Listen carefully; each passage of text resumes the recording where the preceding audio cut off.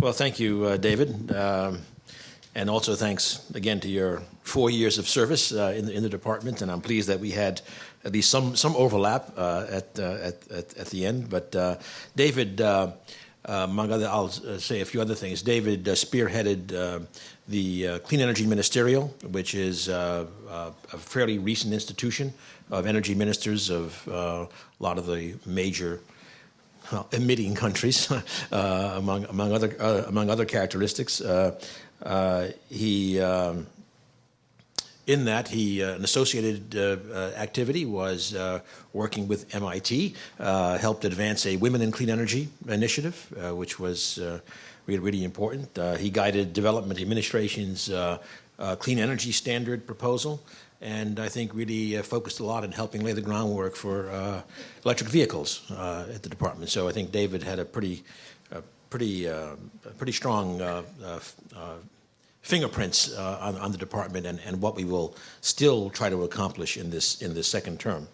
Also, I want to thank Jason putting this together while he was allegedly on vacation, but we all know how that goes. Again, as Jason said, we've known each other for several years. Well, Jason was in the White House, and I was in academia, with the roles apparently now reversed. But we can still carry on our discussion. And certainly, we really welcome the establishment of this Center for Global Energy Policy. The last 6+ years at MIT, I was really engaged primarily in building up an MIT energy initiative that similarly tried to bring people into the energy discussion from many perspectives, technology and policy. And I think that such centers really play a very important role for having the kinds of open and analytical discussions, I think, that can inform policy making. So I'm looking forward certainly to getting input from Columbia and from other centers of this type. So today I'm going to say a few words, starting out with an area in which kind of this region, this institution, maybe all of you can help provide some leadership. Unfortunately, a leadership opportunity that partly has its genesis in the tragedy of Hurricane Sandy, and we'll come back to some of the specifics there. We obviously saw the devastation of many of the region's critical infrastructures, energy infrastructures. The effects on the energy infrastructures were amplified by the interdependencies of those infrastructures, such as electricity goes out. It turns out getting fuels was kind of tough, and frankly, that's an example of something that was not fully appreciated until the experience occurred. So in that event, which it's hard to remember, it was less than a year ago. It seems a long time. What are you trying to tell me? Okay, great. Okay, the president certainly started a strong response with a kind of a no red tape edict that put the full force of the federal government behind the region's response. Critical was strong collaboration with the states, the governors, and other leaders. He put together a multi-agency task force working together under the leadership of the HUD Secretary, Sean Donovan.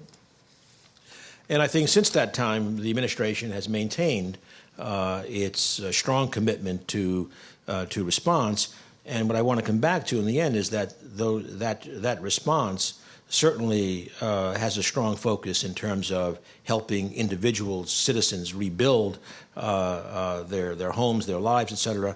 But something that we'll again come back to, a very important component, is that we have to help this rebuilding in a smart way, in a way that prepares the energy infrastructures not for the last storm, but for the next storm, for the next possible major disruptions. And I think that's where there's a real chance for leadership here in the Northeast Corridor as one starts that rebuilding from Sandy's impacts. Of course, these events, this extreme weather events, obviously aren't unique to this part of the country. Whether it's hurricanes in the Gulf and the Southeast, derecho that knocked out power for 5 million people, Mid-Atlantic, our just recent cases in Point, and in fact, in the last 10 years, we've been hit by 9 of the 10 most expensive hurricanes in our history, costing well north of $300 billion. So this idea of responding to increase resilience, I think, is critical, since these recent events, unfortunately, are likely harbingers of things to come, scenes that will be likely be repeated as carbon emissions from human activity threaten to alter the global climate, consistent with the long-standing expectations of the climate science community. Clearly, we understand that we cannot label a specific event to warming, but statistically, we also know that the pattern is unmistakably along the lines of those anticipated for quite some time.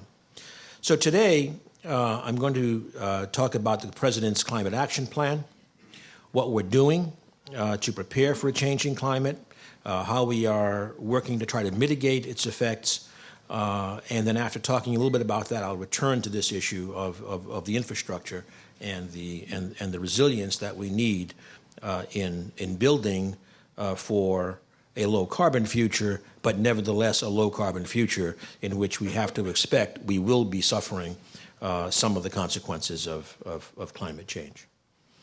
On my first day as secretary, I was quoted as saying, and I must say the quote was accurate, I'm not here to debate what's not debatable. The evidence is overwhelming. The science is clear, certainly clear for the level that one needs for policy making in terms of the real and urgent threat of climate change. I think the science community is inherently conservative in its statements about near consensus positions, and it's instinctively open to questioning grounded in data and analysis, and that's of course appropriate. But still, the overwhelming conclusion, certainly for the policy world, is that prudence demands strong common sense near-term policy actions to minimize the risks of global warming, and that's what the President's Climate Action Plan does in the absence of legislative remedies. Last week, as we know, the draft findings of the most recent analysis by the UN's IPCC, whether it was officially released or not,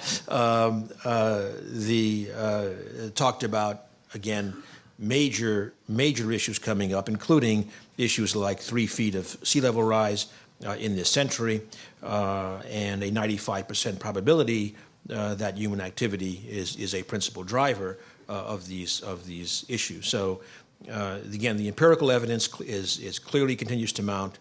Rising temperatures, fires, droughts, more intense storms posing serious threats to our communities, but also to our energy infrastructure, with a case in point being the recent California declaration of a state of emergency for San Francisco, as forest fires over 100 miles away threatened the power lines that provided power to that city. So as most of you know, 84% of carbon emissions are energy-related. Mother Nature seems to be returning the favor, exacting a climate-related toll on the health and reliability of our energy infrastructure. In July, DOE released a report detailing these impacts, and here is just a short list of the threats of climate to our energy infrastructure.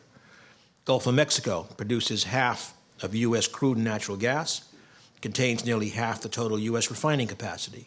Rising sea levels, storm surges could cost these industries as much as $8 billion per year by 2030 in the projections. Power generation units are at risk of partial or full shutdowns, less water and higher temperatures. Last summer, Braidwood Nuclear Plant in Illinois had to get special permission from the NRC to continue operating after the temperature of the water in its cooling pond rose to 102 degrees. Unconventional oil and gas production, increasingly vulnerable to decreasing water availability at the same time that U.S. is relying more and more heavily on these energy sources. And renewable energy is not exempt. Hydropower, bioenergy, concentrating solar power all share similar vulnerabilities to water availability.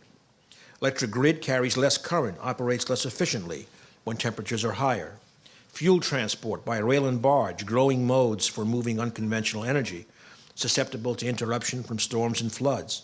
And as we've seen here along the eastern seaboard and in the Gulf of Mexico, energy infrastructures located along the coasts at a risk from sea level rises, storm surges, and flooding. So, in an effort to both mitigate and adapt to these and other climate-related impacts, on June 25th, President Obama laid out a broad plan to cut carbon emissions, increase the production of clean energy, and double down on energy efficiency. Because the need to act is urgent, the President's Climate Action Plan utilizes the substantial authorities and resources of the executive branch, engaging all of its agencies in meeting this imperative. Again, the President expressed the continuing desire to work with Congress on legislative solutions, but in the meantime, we will focus on doing all that we can with current administrative authorities. I'm not going to go into detail in terms of all the specifics of the plan, but note that DOE does play a lead role in a number of the actions called for, and is a member of the interagency team and others. And let me talk about a few of these. One is the need to improve and enhance opportunities for energy efficiency, which to my way of thinking, is an absolutely essential element for any credible response to climate change, risk mitigation, to the kinds of lowering of carbon emissions that we will need, not just in this decade, but in the decades ahead. In fact, the first official event I attended after being confirmed as Energy Secretary, about 2 hours after I was sworn in, was an Alliance to Save Energy meeting. I did so to underscore my commitment to energy efficiency as a way to achieve two critical objectives: a critical avenue for near-term reductions in carbon emissions with compounded benefits over time, and a way to significantly reduce the energy bills of American consumers and businesses. This commitment included working with OMB to expedite agency review of a range of new appliance efficiency rules that were, in many cases, long overdue. This more activist dialogue between DOE and OMB has produced a final rule for standby efficiency of microwave ovens, and 2 weeks ago, proposed rule for metal halide lamp fixtures. The microwave oven rule was the first to employ the updated social cost of carbon analysis developed by an interagency task force, estimating kind of a central value of $36 per ton of CO2, well within the spectrum of other analyses, perhaps even on the low end. We have published a schedule to put out more rules, and I think this is kind of a new way of approaching between DOE and OMB, and we're on track. We said that we'd have 2 more rules issued this month, August, and we're pretty much on track for commercial walk-in coolers and freezers and for commercial refrigeration. We also committed to a very important proposed rule for electric motors this November, and we intend to finalize all 4 of these rules by May of 2014, even as we continue to work through a now defined schedule for many, many more efficiency rules. Now, the efficiency savings from any individual rule, may sound small, given the magnitude of the climate problem. Typically, it may be a few $billion and tens of megatons of carbon dioxide over 30 years. But the cumulative impact is considerable, which is exactly why we need to stay on this course of putting through these technology-grounded efficiency rules for a whole range of appliances and the like. In fact, on an analogous point, I would raise a 2001 report from the National Academy of Sciences that examined DOE's fossil and energy efficiency portfolios in their first 20 years. And it concluded that the 22 programs they analyzed, which cost about $13 billion total between 1978 and 2001, yielded economic benefits of about $40 billion, so a substantial return on investment. But I think an interesting part of the story is the study attributed three-quarters of the benefits, $30 billion, to 3 efficiency programs that cost $11 million. So even relatively small efficiency programs can in fact yield huge results, both in economic benefits and reductions in carbon emissions. So again, we are going to be very, very strongly focused on advancing this energy efficiency agenda in multiple domains, and certainly with our responsibility for rulemaking, I will assure you that we will maintain strong pressure in this direction. Another key provision of the President's climate plan directs EPA to issue rules for cutting carbon emissions from both new and existing power plants. Power sector, the single largest source of CO2 emissions in the United States, and as such, this action has been applauded by many as the most significant step the President can take to reduce carbon emissions absent legislative action. It's also, this directive has also been derided by some as an action that is tantamount to a, quotes, war on coal. I think the former is certainly true, that it is the most significant step the President can take right now with executive action. But the charges of war on coal, I argue, demonstrate misunderstanding or misstatement of what is being called the all-of-the-above approach to U.S. energy policy. The reason is that in the view of the administration, the way we are approaching this is we must reduce CO2 emissions. The President has a near-term target of 17% reduction from 2005 by 2020, and we're about halfway there. But the idea is that all of the above means we will invest in the technology, research, development, and demonstration so that all of our energy sources can be enabled as marketplace competitors in a low-carbon energy world. That's what we mean by all of the above. It doesn't start by taking CO2 emissions off the table. It starts with CO2 reductions on the table and kind of a boundary condition, if you like, for going forward. But then, if you look at what are we doing about it in terms of the fossil and energy sources, so in the President's Climate Action Plan, there was a directive to issue a solicitation for up to $8 billion in loan guarantees for fossil energy projects that would reduce greenhouse gas emissions. There could be a whole bunch of them. I mean, going back to my technology days, one of my favorites, for example, is something like chemical looping. This is a new technology for utilizing coal in a way that, if successful, will dramatically reduce carbon capture costs. That's just one example. We have advanced combined heat and power, very, very flexible, but saying, come forward with good ideas to stretch the technology in fossil-based with fossil-based sources, reducing CO2 emissions. Of course, the big one for coal in a low-carbon world has to be carbon capture and sequestration, possibly with utilization of the CO2. And once again, to be blunt, there was a lot of talking the talk for many, many years, because the reality is to demonstrate at large scale, which will be needed for large-scale sequestration and deep saline aquifers, for example. These are not inexpensive projects. They are big projects. So this administration is walking the talk. $6 billion in this administration put on the table for demonstrating these technologies at scale.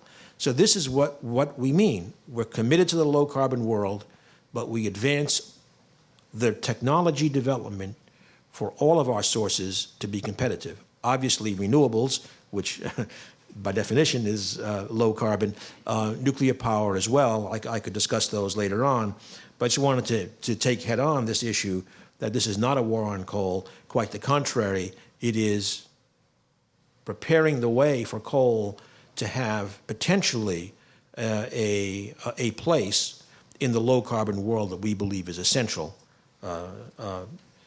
as we go forward. Now, I'll take another one on that's been very popular, loan guarantee program. And this tends to reflexively encourage use of the word Solyndra.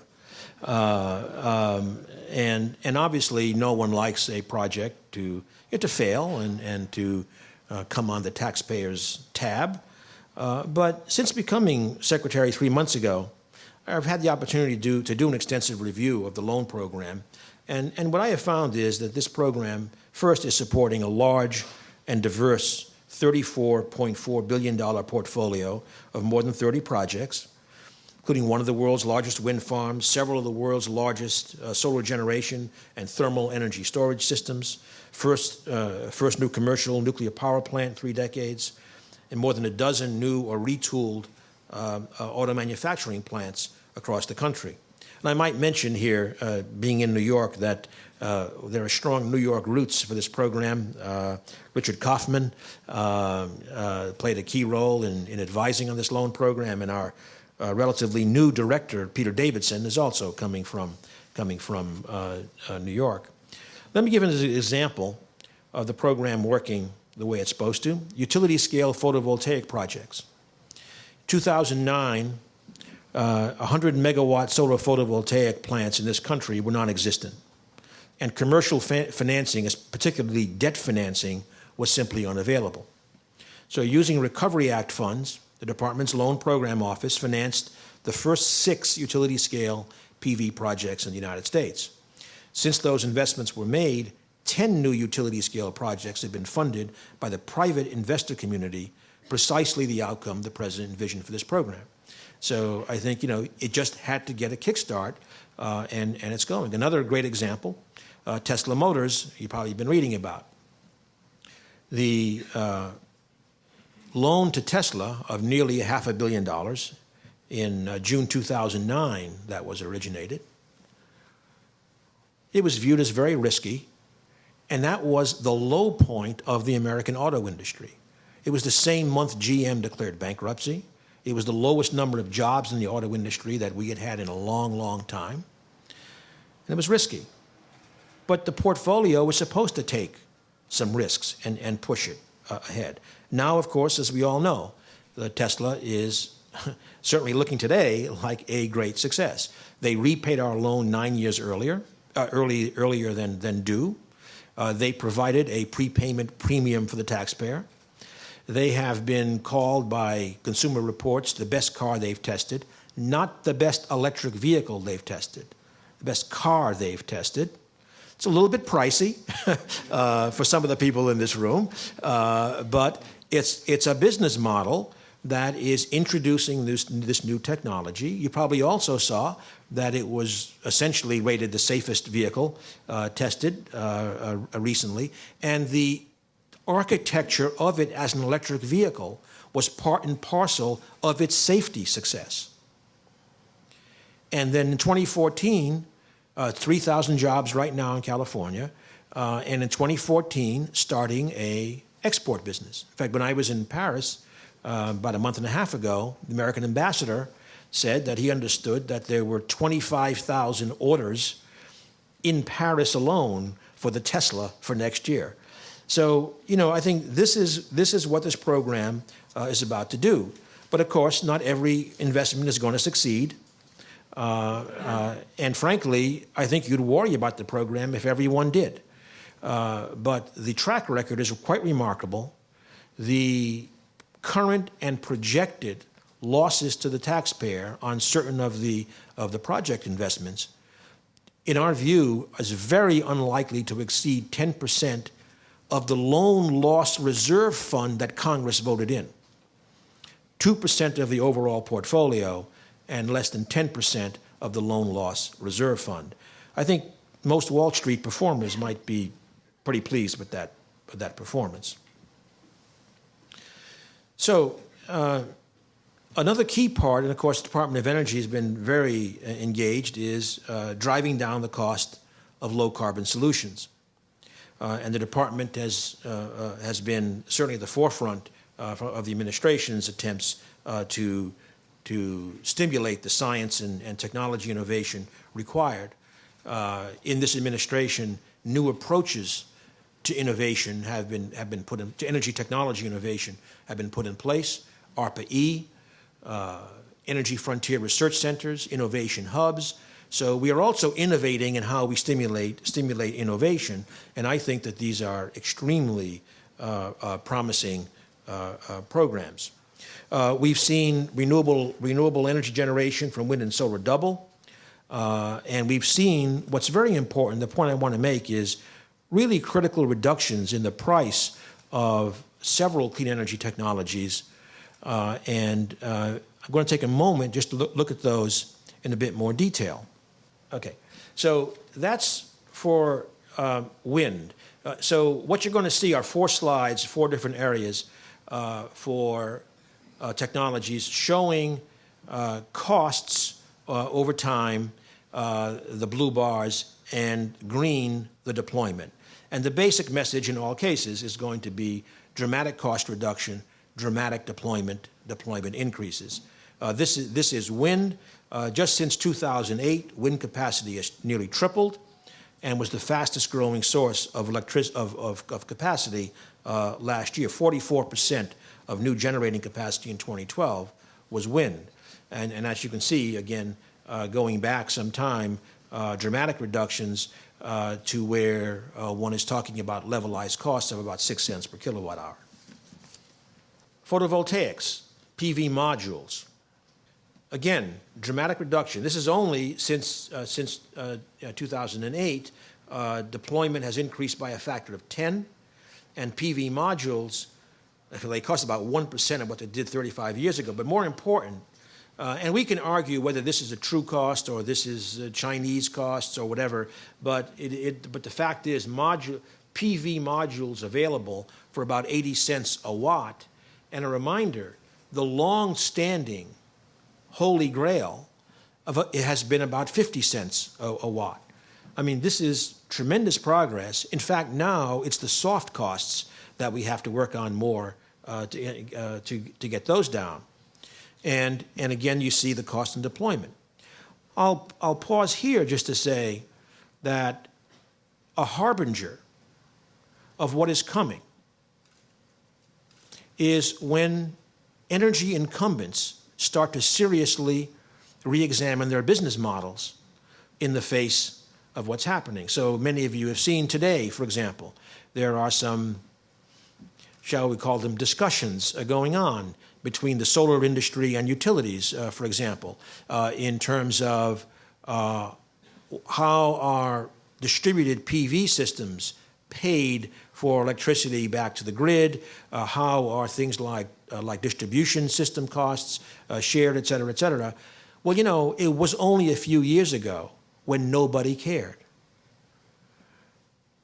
But the message is, in all of these, and I have 2 more to go through, you know, the future may not be always 10 years away, as I believe a lot of these technologies are beginning to establish their positions, and certainly with policy actions on climate front will only be helped further.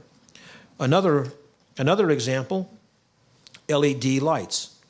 Last 5 years, again, cost of super efficient LEDs fallen more than 85%, and sales, it's a big surprise, are taking off.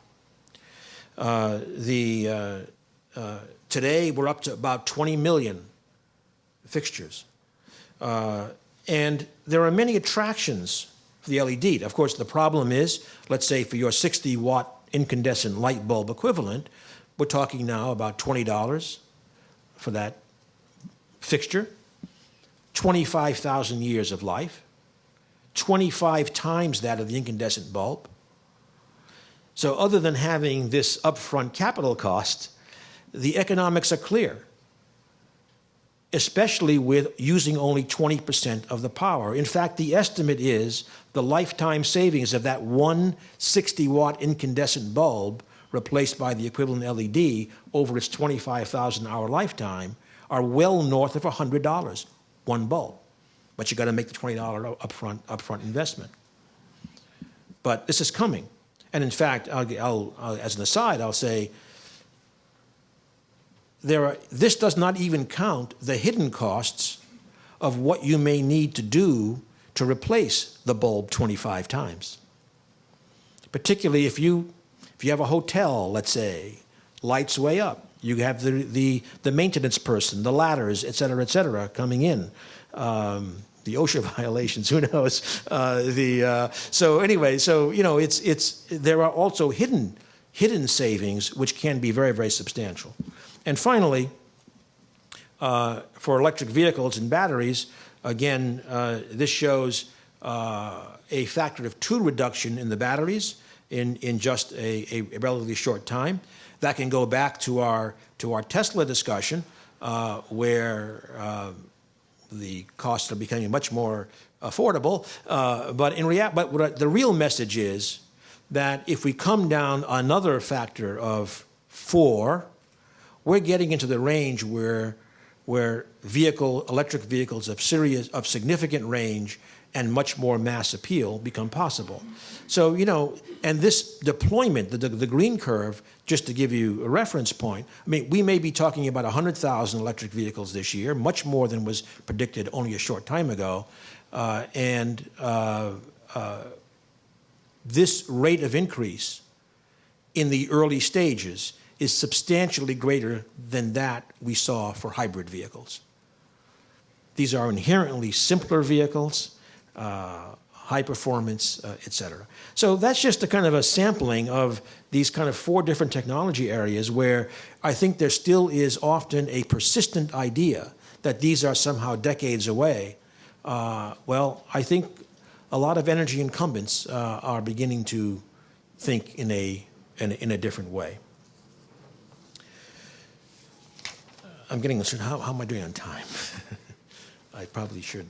Okay, I'm going to switch to then a last topic, and that's going back now to how I started when I discussed Sandy and climate preparedness.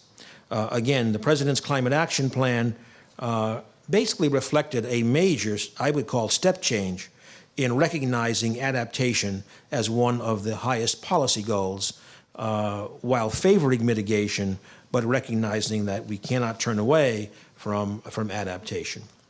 We are now bringing a suite of technologies and policies to meet this challenge. This morning, I was in New Jersey, in Sea Caucus, signing an MOU with Governor Christie and the New Jersey Transit Corporation. What this is I think, a perfect model of rebuilding in ways that are going to be resilient to the future.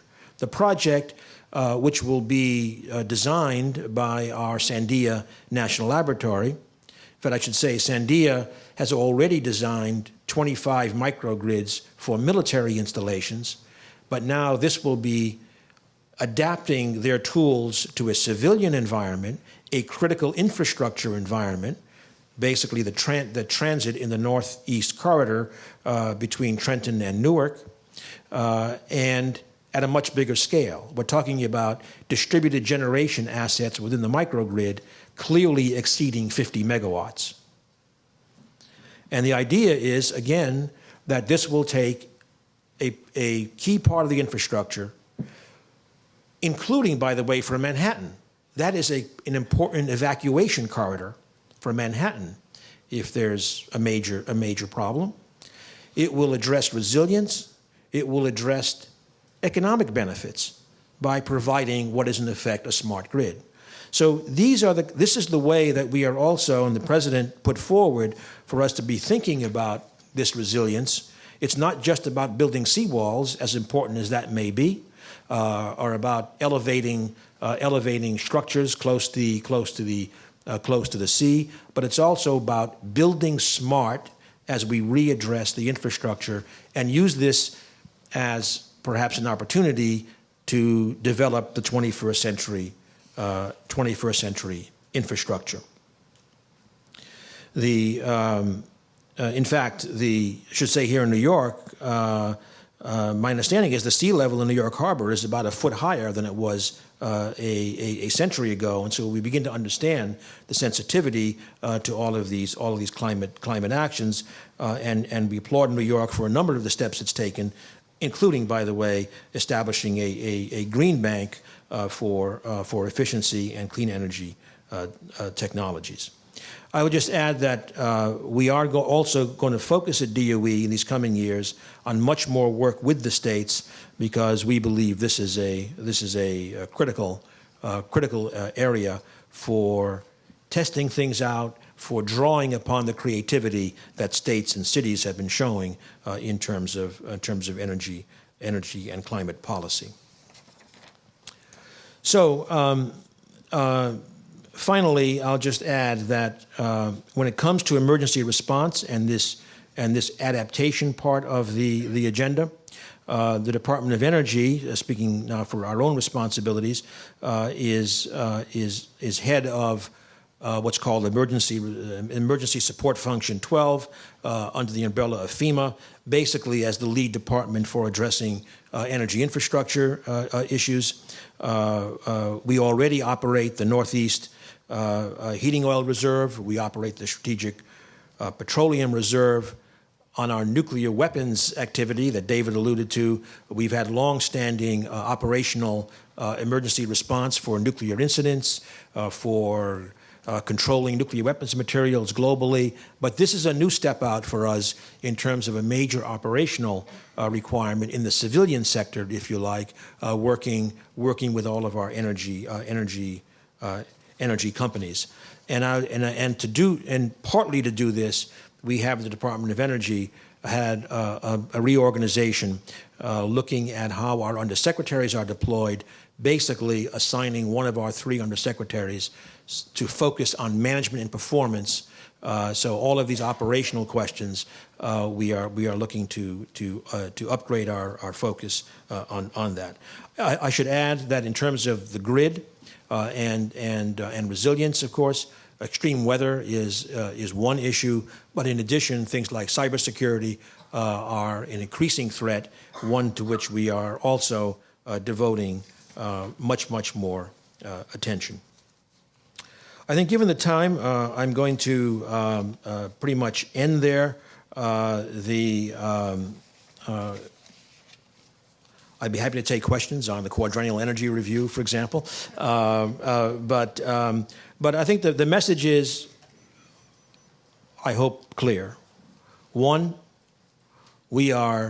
our program in energy, the Department of Energy, is clearly directed by the President's Climate Action Plan. That is our focus. To do so, we will upgrade our efficiency work. We will continue to help drive down the costs of low carbon alternatives across the board, all the above, as we support also the work of other agencies like the EPA in addressing climate. But at the same time, as the President said, we have to acknowledge that we are seeing and will see more, frankly, of the impacts of climate. And so we must also look at how we develop our energy infrastructure for that future, an infrastructure that serves our economic goals, but also provides robustness and resilience against extreme weather events.